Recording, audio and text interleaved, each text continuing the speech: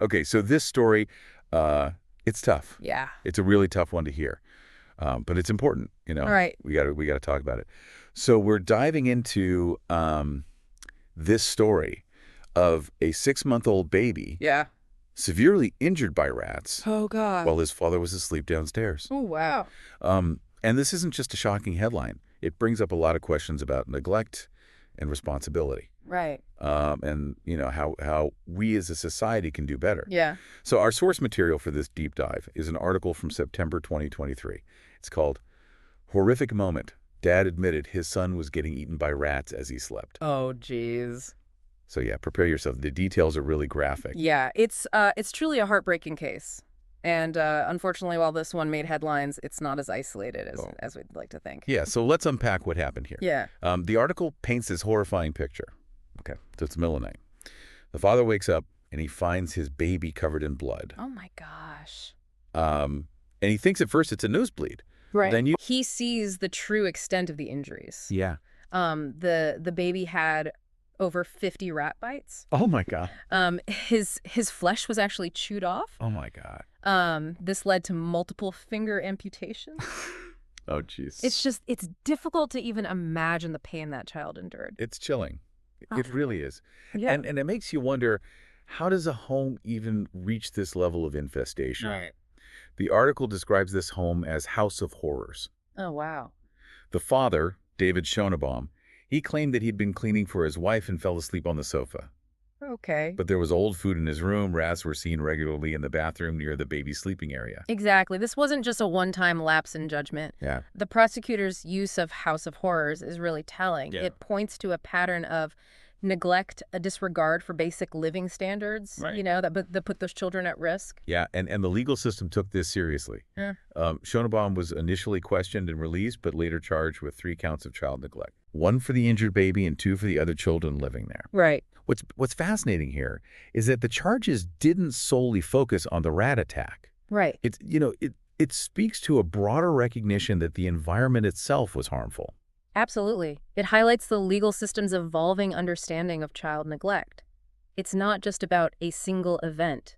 Right. It's about the ongoing risk posed by the living conditions. Schonabaum ended up receiving a 16-year prison sentence. Wow. 16 years. That's a significant sentence, isn't it? Yeah. What are the typical sentencing guidelines Yeah. in cases like this? That's a great question. Sentencing in child neglect cases varies greatly depending on the severity of the neglect and the resulting harm. 16 years is on the higher end of the spectrum, Right. Indicating the court recognized the gravity of the situation Okay. and the long-term impact on the child. Wow. And what about the mother, Angel Schonabaum, and the aunt, Delana Thurman? Yeah. They weren't completely off the hook, were they? No, they weren't.